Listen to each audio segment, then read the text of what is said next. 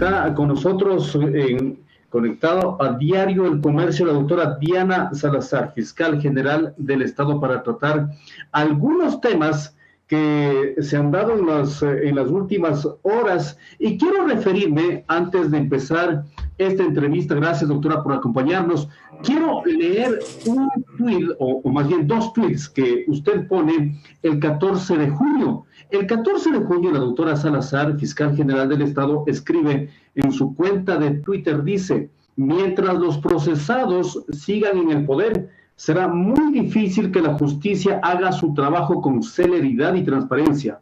Veo con preocupación cómo algunas personas continúan gozando del respaldo de quienes les deben favores. Impensable, dice la doctora Diana Salazar. Luego, en un segundo tuit dice: insisto, no cuenten conmigo para torcer la justicia.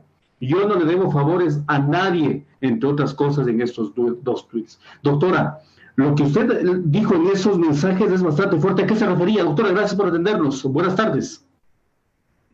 Buenas tardes, Giovanni. Muchísimas gracias por la atención. Sí, efectivamente, estos tweets se deben como respuesta a una cadena de mensajes que había recibido durante todo el fin de semana y que estaban encaminados a crear una campaña de apoyo en favor de uno de los procesados en el caso Las Torres. ¿Por qué? Porque precisamente en esa semana se iba a tratar una audiencia de revisión de medidas y que trataban de influir de alguna manera en la decisión de la Fiscalía, tornándolo en un tema de victimización o de que se lo estaría acusando sin ninguna elemento o sin ninguna prueba. En ese sentido, como mis actuaciones acostumbran a ser transparentes, lo que hice fue dar una respuesta general a todas esas personas que enviaron sus mensajes a mi número personal de teléfono. En ese sentido, si bien es cierto, usted con seguridad, la siguiente pregunta será: pero si se configura un tipo penal o una acción, un hecho presuntamente punible, ¿es usted la llamada a iniciar las investigaciones que correspondan? Sí, pero yo lo considero, y esa ha sido la conclusión a la que ha arribado mi equipo, en que se trata de libertad de expresión. Son temas de apoyo, por supuesto, a aquellas autoridades que aún siguen ejerciendo el poder y control y que se encuentran privadas de la libertad, pero que no alcanzarían a la categoría de configuración de alguna conducta típicamente penal. Y lo que hice fue exponer, y el resultado positivo, el esperado. Ha cesado esa campaña, por lo menos, que llegaban a mi teléfono celular. Personajes públicos escribiendo el mensaje de la fiscal general del Estado, ¿pidiendo qué?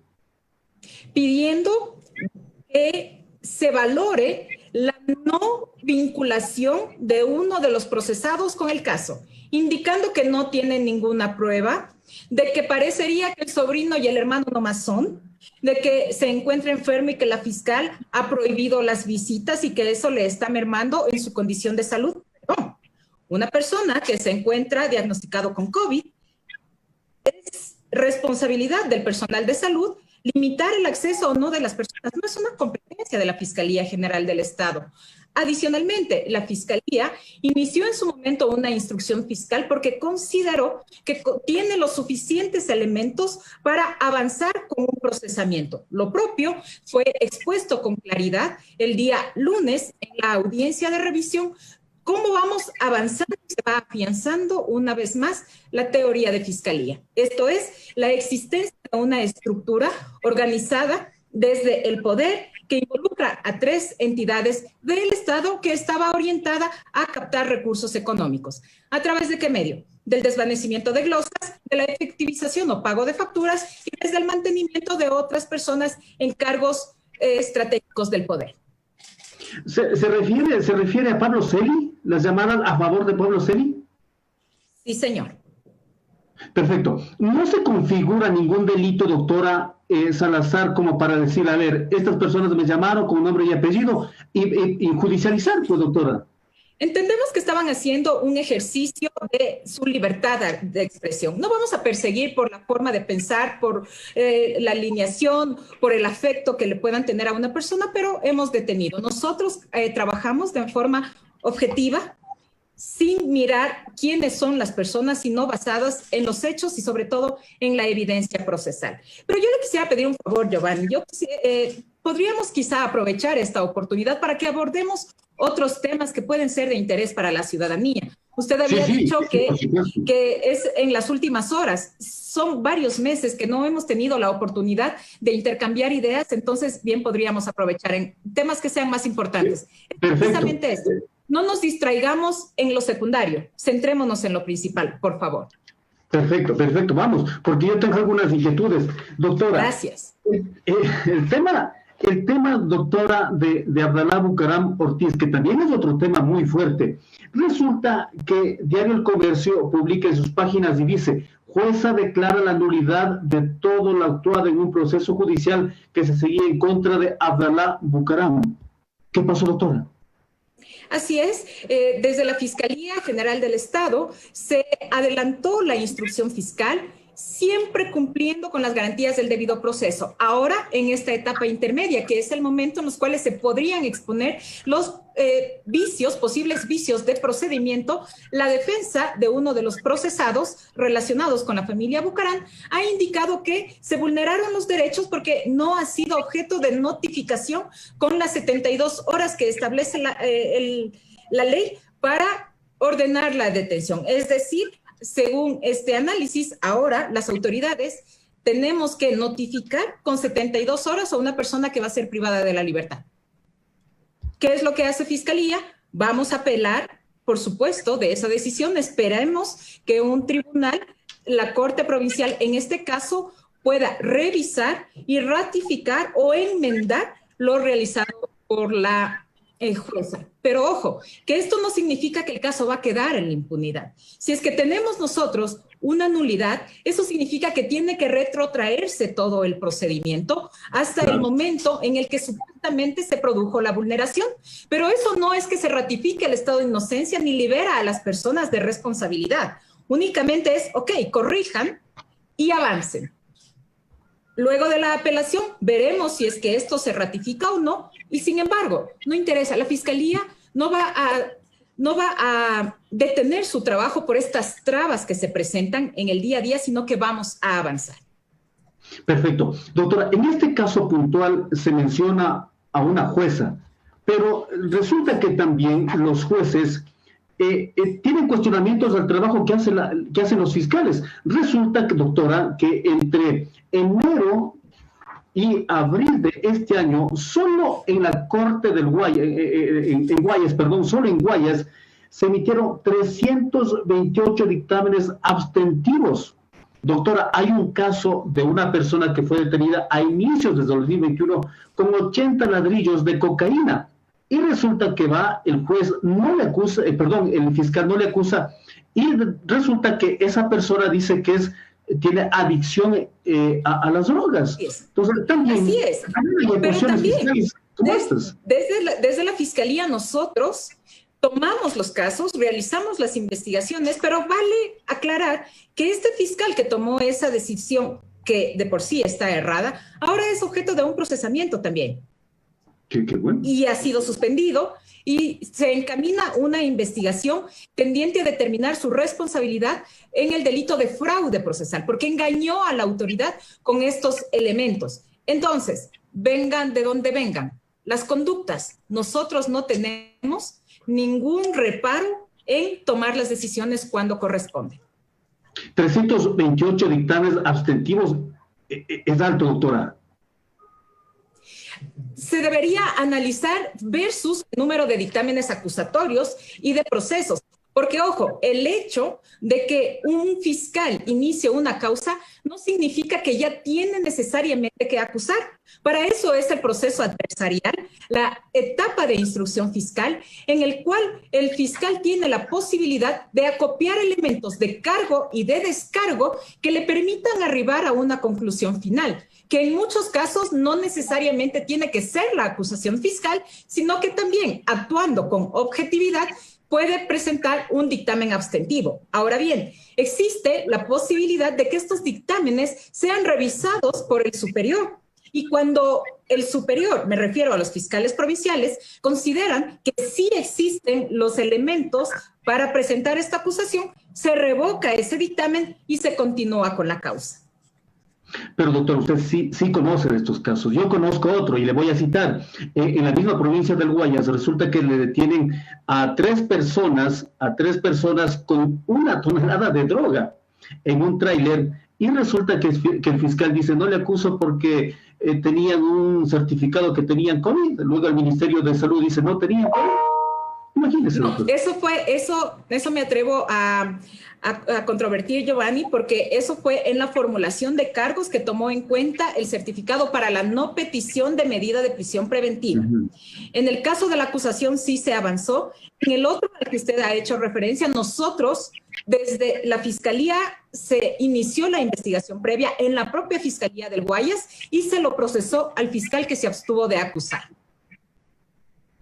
Y el fiscal último, doctora, que está preso, detenido, imagínese, acusado por otro fiscal por el caso de Ben 10. Así es, exactamente. Nosotros no tenemos ningún temor ni vamos a actuar en favor de los fiscales. Si los fiscales cometen delitos, tienen que ser procesados. Ojalá que no tuviéramos, porque no es posible tener a la Fiscalía General del Estado persiguiendo a sus propios funcionarios. Y no solamente nos quedamos con la Fiscalía, también Consejo de la Judicatura, semana anterior. La Fiscalía, a raíz de una denuncia que presenta, sí, el Consejo de la Judicatura, realiza las diligencias y nos lleva a tener la certeza de que se estaba vulnerando el sistema de sorteos. Tratamos de hacer una intervención, sin embargo, el juez dijo no, negada la orden, no nos permitió avanzar. Lo propio, 24 horas antes, una funcionaria que se llegó a establecer que tenía enriquecimiento ilícito, presunción de enriquecimiento ilícito, se solicitó la respectiva orden y también fue negada por el juez. Entonces, tenemos graves problemas y lo que yo siempre he dicho, incluso en conversaciones internas, tanto con la presidenta del Consejo de la Judicatura como con el presidente de la Corte Nacional de Justicia, porque la solución y la salida que ellos plantean es, por favor, fiscal, presenta la queja.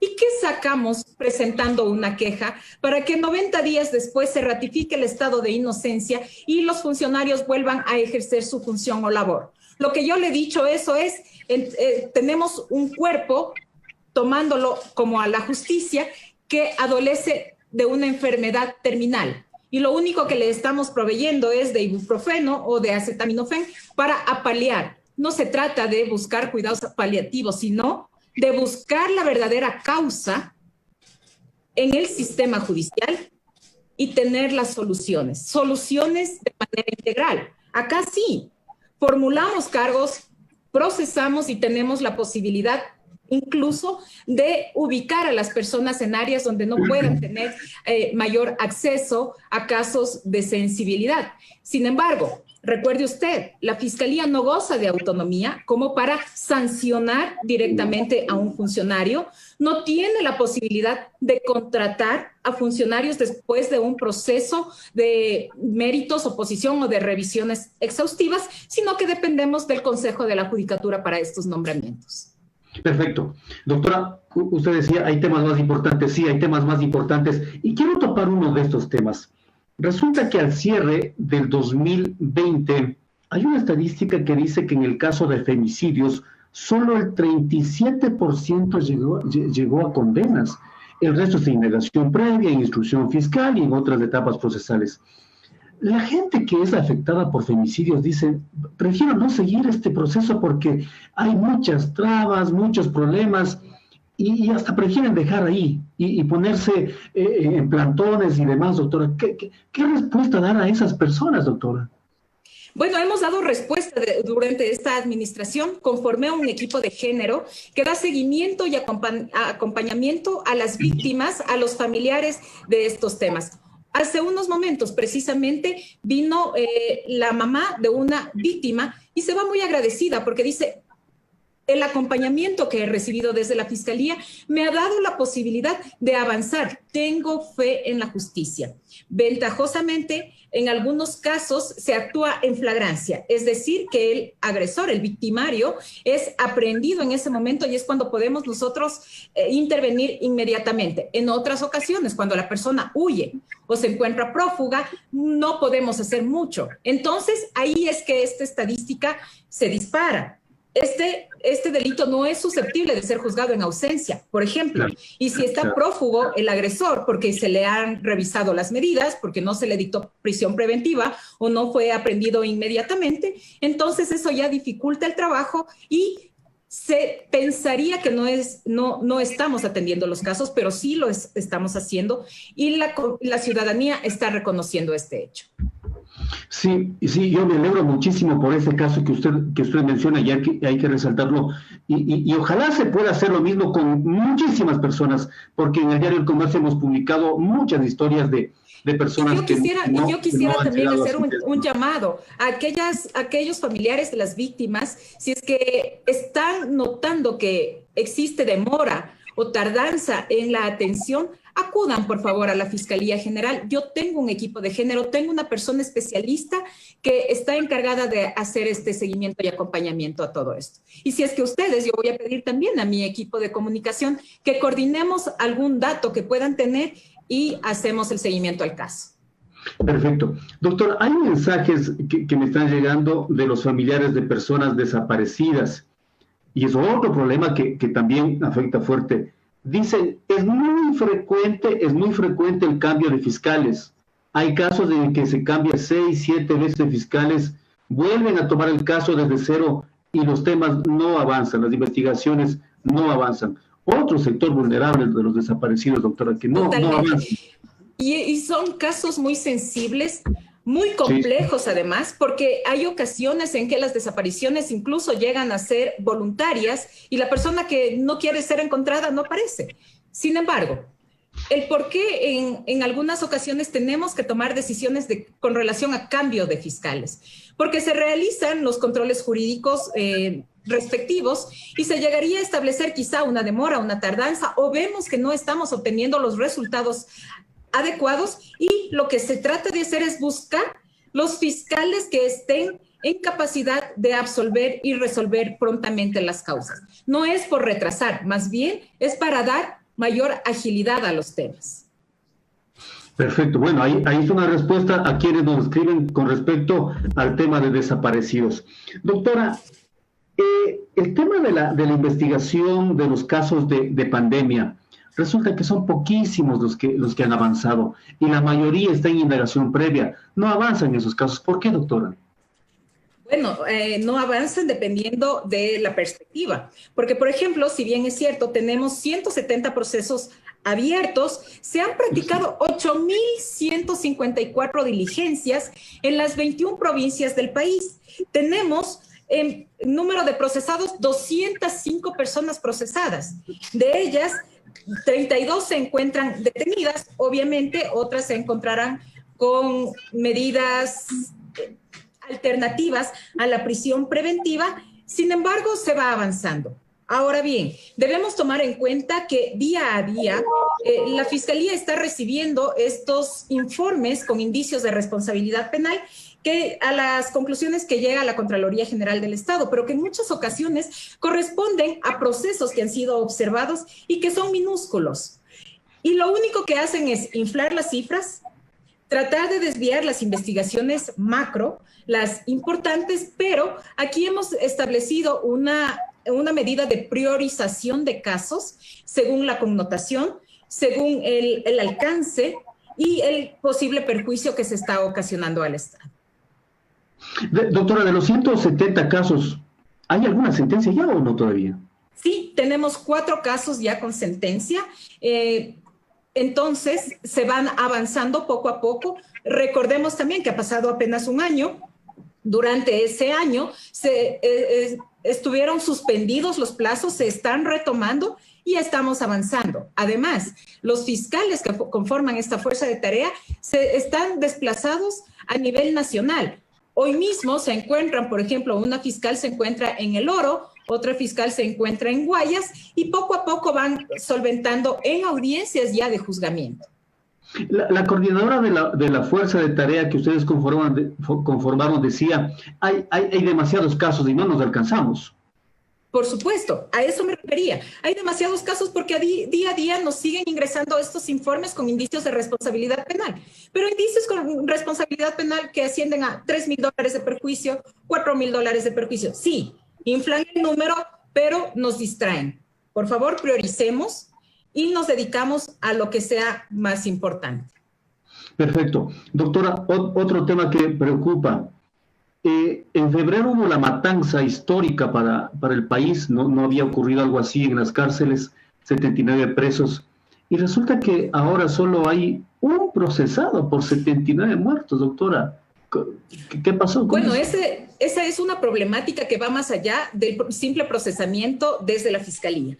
Nosotros iniciamos varias investigaciones previas por delitos relacionados con delincuencia organizada, porque se tratan de organizaciones que están operando al interior de las cárceles. La Fiscalía no tiene ninguna competencia con relación a la administración, control o el mantenimiento del orden en los centros penitenciarios. Estamos avanzando, sí, en las investigaciones y claro, muchas personas privadas de la libertad o forman parte de estas estructuras que ya están siendo objeto de sentencia o de sanción, pero que continuamos con las investigaciones. Perfecto. Finalmente, doctora, para terminar, gracias por atendernos. Los DINA Papers, ¿qué pasó con esa investigación de Lenín Moreno?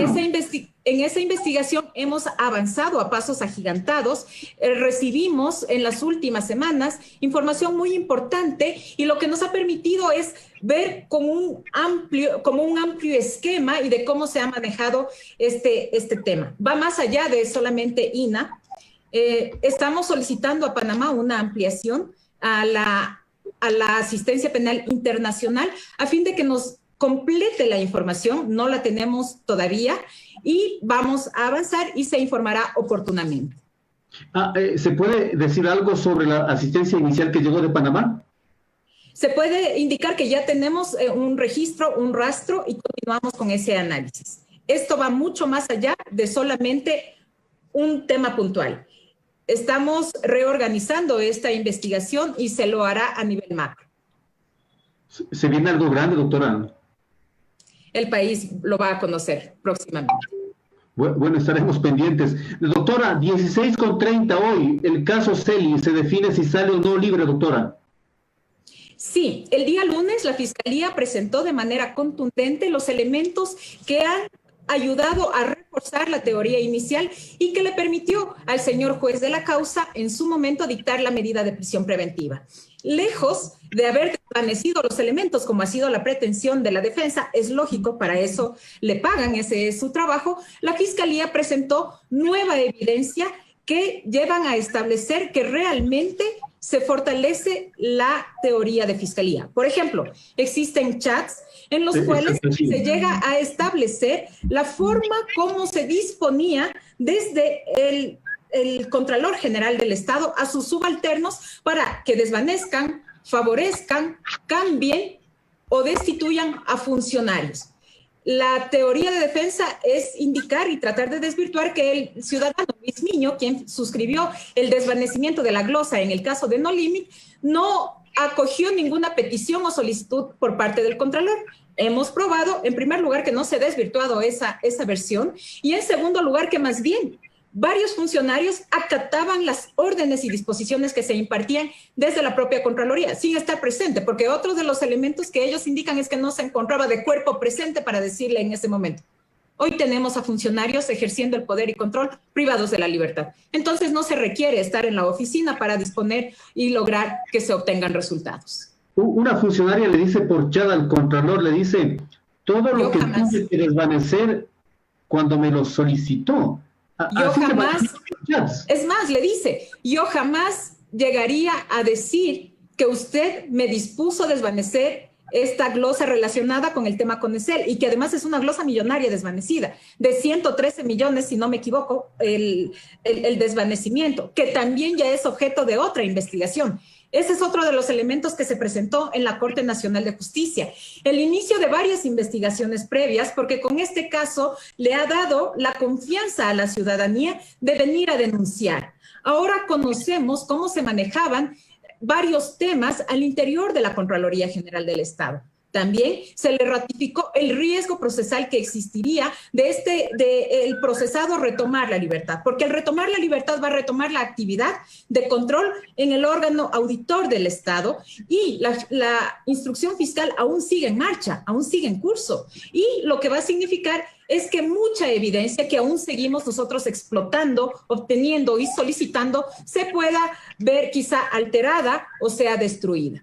Esos son los riesgos procesales, más allá de haber cumplido con lo establecido en el artículo 534 del Código Orgánico Integral Penal, y sobre todo lo que establece el artículo 535 en su numeral 1, el haber desvanecido los elementos que motivaron. No se han desvanecido, sino que se van fortaleciendo diario.